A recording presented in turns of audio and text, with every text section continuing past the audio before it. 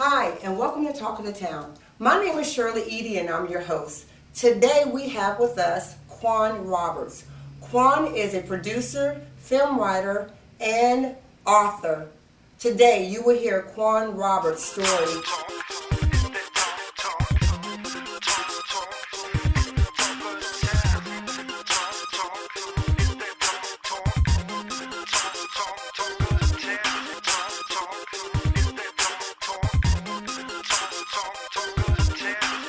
Kaun, welcome to Talk of the Town. Thank you, Miss Edie. You have such a unique story that I think that most people would love to hear. Tell us a little bit about your childhood. Well, I grew up, I'm the only boy of three girls, single parent home. You know, the average household. Mom works hard, try to take care of kids, make sure everything's okay. And so you were the only boy, so I'm sure you were spoiled. Somewhat, not really, but somewhat. You know, my mom always tried to make sure I had everything that I needed. You know, because of me not having a father figure in the house, she wanted to make sure that I was okay. So she spoiled a little bit, but not really. So you were spoiled just a little. So being raised as an only boy in the house, you had an opportunity to see your mom work hard and try to provide you with some things as far as quality in life. How was school? What school did you attend? I can't remember the actual names, you know, because it's so long ago.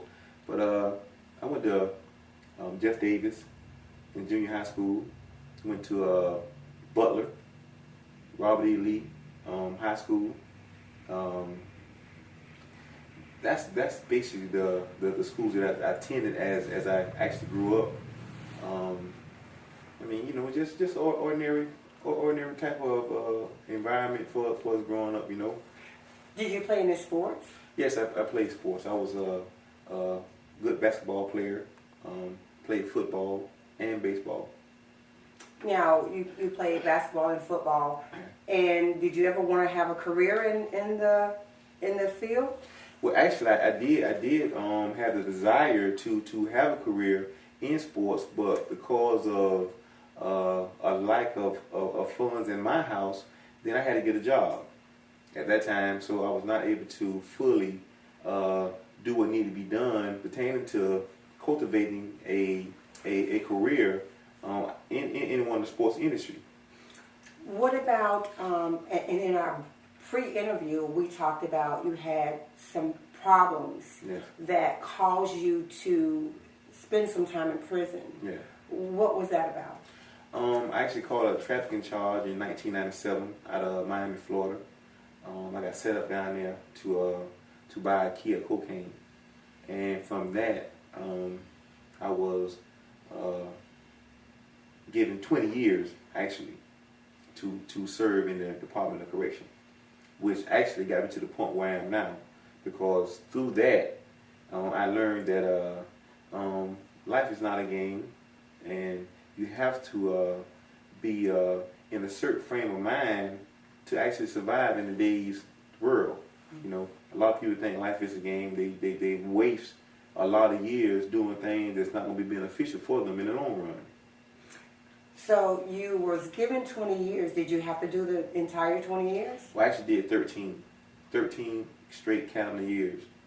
You know, me being a man of God, everything good is not good, and everything bad isn't bad if you're looking through God's eyesight. A lot of times you can see stuff that you may think is good, but really is bad. And sometimes you see things that's bad that's really good. A lot of people think that going to prison is a bad thing, which it can be. DOC is a tool. So if you know how to use tools, if you're trying to build a house, you need the proper tools. So DOC is a tool to strip you down from who and what you think you are and take you down to the bare essentials, and then inside of there you got to rebuild to come out and be productive in the community. So you're saying that the time that you spent in there, the 13 years, was humbling for you? Very humbling, because before I left, I was able to wear tailor-made suits. I was able to wear $2,200 shoes. But in DOC, like I said, they strip your identity. Everybody got to wear a uniform on. Everybody got to buy the same kind of shoes. So ain't nobody no great nobody else. Everybody's the same. You know, me coming from outside thinking I was something really, in which really I was nothing. You know, it was very it was eye opening. When you were in there, when did you felt the urge that you wanted to write and start writing gospel plays and actual movies? In 1999, I started having visions of different creativity stuff God had given me pertaining to titles and stuff of that nature. So I actually started writing in 1999. I got with a guy and had him put the stuff that I had in my mind on paper. But the whole time, when I asked him what he was writing down, he was putting everything in his own words. So what God was showing me that he wanted me to do it for myself. So I actually had to start writing for myself. I didn't know I can write. I actually know I can write. My first film, it took me a whole year to write it. And then when I wrote it, I gave it to one of my friends to let them read it. And when they read it, they said that it's not good enough, man. You gotta redo it. So did anybody think you was a little strange or crazy when you told them that you was getting ready to write a play or you was going to start writing movies? You know how you get the negative from people? They say, "Oh man, you can't do this." Yeah. Did you get any of that? But really, I didn't share it with anybody. Mm-hmm. Except that one guy who was actually writing with me. Writing down for me. So in DOC, you kind of stay in your own lane. It's not like you're going to go tell everybody, man, I'm trying to do this. Or I'm trying to, you don't do that, Mm-hmm. Everybody do their own time in the way in which they want to do it. So you stay in your own lane, you do what you do, and let the other man do what he do. You don't try to invade his space, he going to try to invade your space. So how long did it take for you to complete your first play? Well, my first movie, it took me a year. It took me a year to write. 1 year. My first movie is called How the Game Got Started. And it's about change. The whole movie's narrated. And the concept of the movie is, if you refuse to accept change when it comes, it could cost you your life. About 4 partners. Each one said they wanted change, one of them made it. 3 of them ended up getting killed, 1 lived. And after you wrote the play and you went back over it and you looked at it, how did you feel? I was energized. Really, I was really excited, mm-hmm. to know that I actually possessed a talent that I was able actually to write some stuff like this, because God has given me the ability to be able to start writing something. I can start writing something today and put it down for 2 months and go back to the same spot where I left off at and continue to write without even going back over and reading what I had already wrote already. And so it took you a year to write your first movie. Yes. And after you started writing your first movie, then it started coming like water, huh? It started flowing. Yeah, really got excited. I really got excited. When I finished the first movie, my next movie is called On My Block. I wrote it in 3 weeks. It was completed in 3 weeks. And then I started on something else. I started writing a movie called Beef, which it was about the rap industry. I'm still locked up at the time, mm-hmm. So I'm pointing out different things that's going on in the rap industry. But Quincy Jones' sons started a documentary called Beef. Mm-hmm. So when he started that, I just laid off the movie Beef and started doing something else. In your total confinement, how many movies and how many plays have you written? My total confinement, I have actually written, I got 10 movies ready to go right now. Mm-hmm. I have created 4 sitcoms from scratch. I put vision behind music. I do music videos. I do commercials. I do campaign ads. I do slogans. I create the format for urban novels, and I write spiritual books. How did Kapture Vision come about? I'll be honest with you, when I first started writing, I didn't have a name. And it was an inmate, and we was talking, and that's how I get a lot of my films, by just having basic conversation with different people. So this guy said something, and from my conversation with him, I came with the name Kapture Vizions, with Kapture spelled with a K, Kaptured, and Vision spelled with a Z, Vizions. The name Kapture Vision, how did that come about? It was another inmate in prison with me that said something to me that triggered the name Kapture Vision. But me being a man of God, reading the Word of God, I know that there's 2 reasons in the Bible why we perish. One is for lack of knowledge, and one is for lack of vision. So with vision, the thing of it is with, when you're locked up, you have to be able to see beyond the gates. So a lot of guys can't see beyond the gates. They just confined in confinement. They're trapped in the gates. They can't see past. Me, when I was locked up, I used to be in California. I used to be in Atlanta on 285. I used to be in Florida, down in Miami. I used to be all over because that's how my mind state was. I wasn't locked up in just in the fence. I was actually being creative. Put my radio on, my headphones on, and I just vibe out. I just started writing and seeing all type of stuff. That's how my stuff is so creative that I didn't copy anything anybody already had did.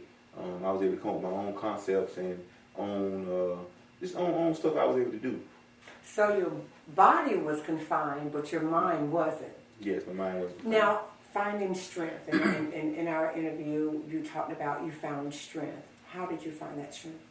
I actually found strength in the Word of God. Actually getting to know God. God he's a spiritual being. So sometimes the Word of God say that put no faith and trust in man because man will deceive himself. When you're inside of a gate, you gotta depend on people to do stuff for you. You gotta call to getting a little bit of money. You gotta call just to talk to somebody outside of the people who you're talking to inside the fence. Plays a major part. By getting to know God, He, renewed my strength daily, pertaining to looking forward to something. You can be in a relationship or a friendship with somebody, and you're looking forward to something. That person is not going to be able to keep up with the demands that you're actually looking for. So now you're actually disappointed. You're actually being let down. With God, it's not like that. So with finding the strength, and you found the strength in the Lord, you were able to stay out of some of the problems and some of the things that they were doing in the prison. Because, we all have heard that in confinement, and especially for a long period of time, you'll have people get into gangs, you'll have people doing things that they normally wouldn't do on the streets. How did you kind of stay out of that? Just stay in my own lane. I mean, basically the writing. When dudes is gambling, when they smoking weed, whatever the case might be, I'd be in the day room with my headphones on. I'm writing because I asked God to give me the strength to make it through the situation. But not only that, prepare me for on the outside. Prepare me so when I get outside, I would not have to go back to the same thing I was doing to get to prison, but to make me twice as successful with a whole other avenue. That's what He did. Did you have a girlfriend that supported you or while you were in prison? Well, you know how they start out. Women start out. They ride with you for a month or two, a couple weeks, maybe a year. Mm-hmm. After then, it falls off. So that's what I mean. Actually, the strength kicks in at. Because you can't be in prison crying. But you're worried about this or because you got to put your head under the cover. You're gonna cry. But when you cry, the same situation you was in before you started crying, you're still in that same situation. You locked up. So there's no way around that. You have to find strength within yourself, like I say, through Jesus Christ, to be able to cope with your present situation. Can't nobody help you through that. Nobody. Can't no friend help you through it because each individual goes through different phases. One phase you might be up this day, the next day you might be down. So to balance everything out is Jesus Christ. Once you serve your time, and I know a lot of people, ask this question. Once you serve your time and you were released, what did you do then? Well, actually, I went to work release. Work release, and I worked 2 jobs. I worked a job at McDonald's for a year, and I worked at a lawn service. My mind state at that time was I got to make some things happen because reality is if you're on a job making $7 an hour, $7.29 or whatever the case may be, minimum wage, you can't make it. So my thing was at a time to make sure that I was able to actually take care of my family, and I continued to do my writing. I reached out to several different people pertaining to trying to get connected, which was very difficult, you know. And now, you're coming out, being a free man, you know, there's nothing that's going to be handed to you. There's nothing that's promised, you know, unless you make it happen for yourself. You know, I don't get mad with people for telling me no, because it's not their dream. You know, they can't see what I see. So what I got to do is, I got to continue to go forward. No matter what people say or what they do, I'll continue to go forward. So once she was actually released out of a work release, things were different for you. How did you find, and I know you had the strength in God, but your day of being released, how did you find yourself, you know, as far as being free? What did you think? What was your thoughts? It was actually kind of scary in a sense, and it was, you know,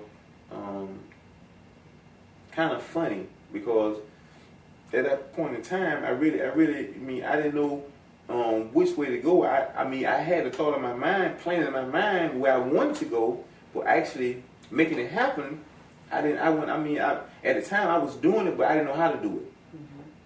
You know, God put different people in your path and His edification to help you get to certain points. So I started meeting different people. Meeting this person, said we're gonna help you do this. Meeting another person, said I'm gonna try to help you do this here. So that's how I was able to actually start the walk on my film career. Start getting things in a proper perspective pertaining to getting it in a proper format. Getting stuff done on this nature. Reaching out to this person, doing this. And that's basically what it was. It was kind of scary in a sense, but I really didn't know. I didn't know, you know. How long have you been released? A little over 2 years. You've done a lot in 2 years, and now On My Block is getting ready to be produced or filmed. How many characters is in On My Block? On My Block consists of between 10 to 15 main characters. It's an urban drama. It's similar to Friday. It's one day of events of this one block in a certain neighborhood that everything goes on. Everything that goes on in this neighborhood come out this one block. Mm-hmm. You know, it's very funny, very funny. I was laughing writing myself. You know, it's gonna be very inspiring to different people to see somebody that when people hear my story and say this guy, you know, just did 13 years in prison and he did all this creativity behind the fence. How could he come up with that kind of stuff? Because I've been asked, you know, have you went to college? I was like, no.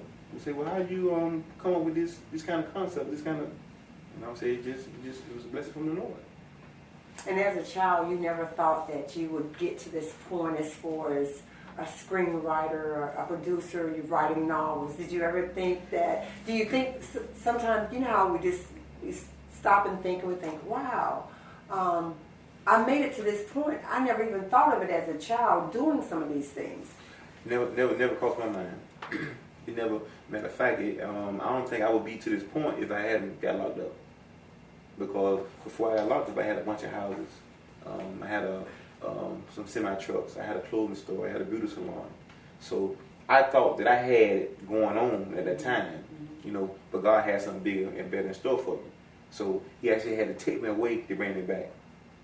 What would you tell someone, and this will be actually aired on Comcast, and it will also be on live screen and a live stream and YouTube. What would you tell someone that is in prison, or a young person that's out there, how they can make some changes?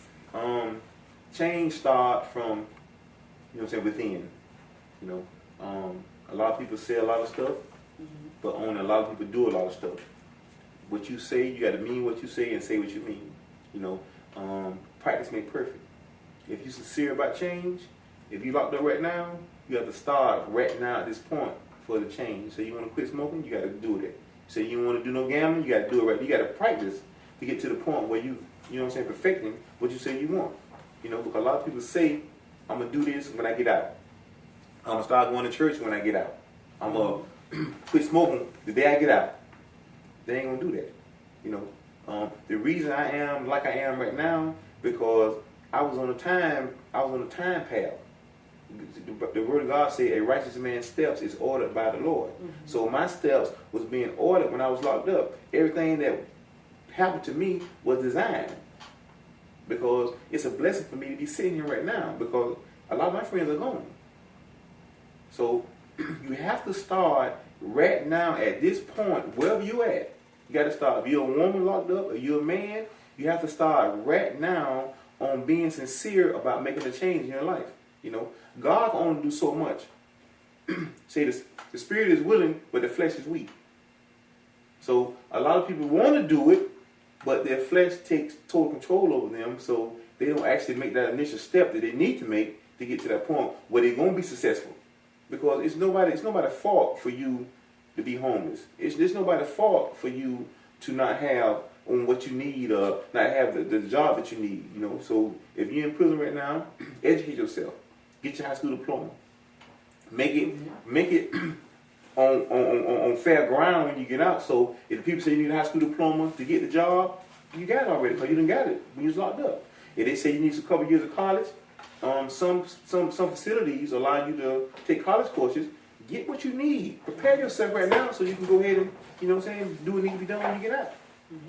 And one thing you said that I really like, you said you're not looking for handouts. You know how sometimes people come out of prison, and of course everyone is not going to do what they're supposed to do. Some people are looking for handouts. Well, you came out working. Yeah. You came out running. Yeah. So that's very important. Well, right now in today's society, everybody is not willing to help you if you have nothing to offer. So it's like being in a relationship. A lot of women say that I want somebody who can either help me out to make me better, or either do everything.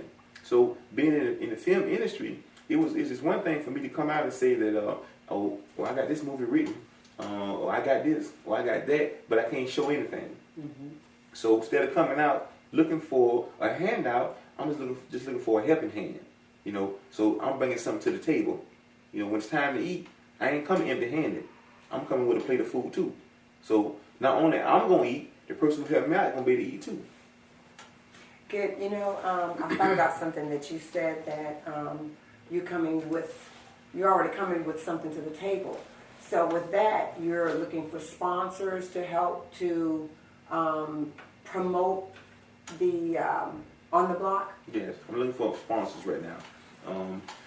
Right now, you know, anybody that's willing to give me a helping hand, it's not going to be in vain. The money will be used wisely to actually help me employ different people to help them understand the film industry. Kids in high school, kids in college, get them, because everybody want a way out. You know, so if I can give back to the people who are looking for a way out, because I need help myself.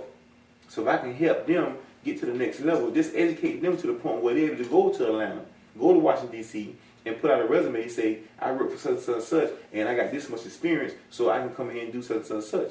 You know, it's a blessing. You're working in the community, your involvement in the community, rather. What are some of the agencies or some of the places that you've gone to just give back? I'm a motivational speaker.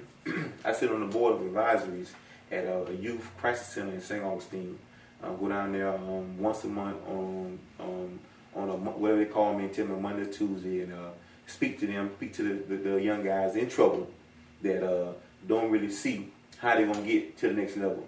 Try to give them a brighter vision on things that they don't have to do and the consequences behind things that they're trying to do. I done spoke at the YCC, the Youth Crisis Center, over up around the home road with Virgil Wright. I spoke at the Bridge Work Release Center with the pastor over there. I was over there at that center, so they called me back to speak over there to them guys, you know. Anywhere that God allows me to be able to get some input on different situations, it's just to show the people, because right now a lot of people are so narrow-minded that's in them situations, they feel the only way they're going to be able to make it is the same way that they came to prison. So I'm trying to show them a whole new outlet of life.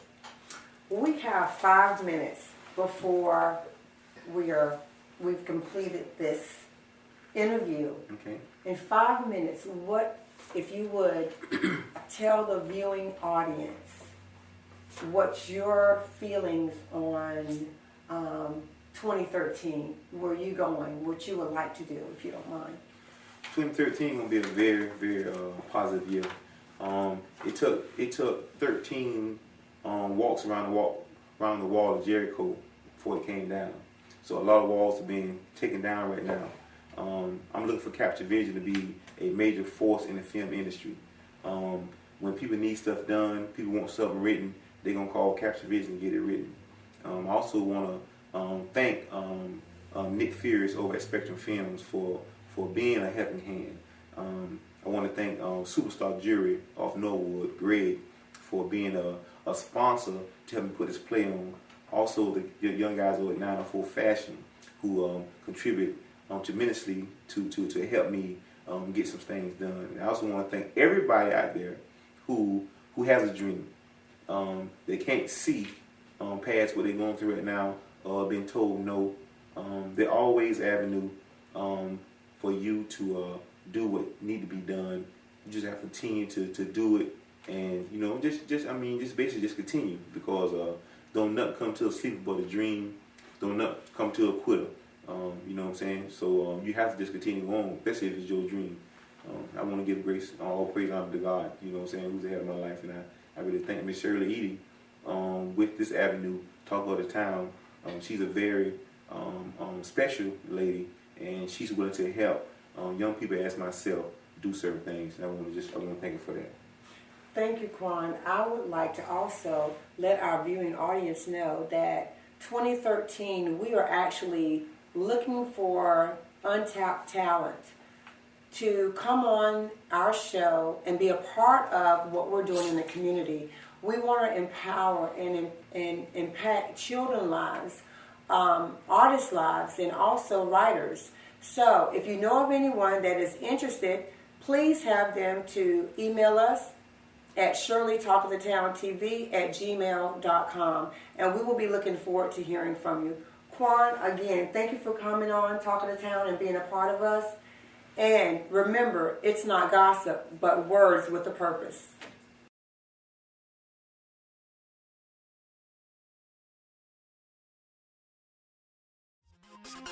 Talk.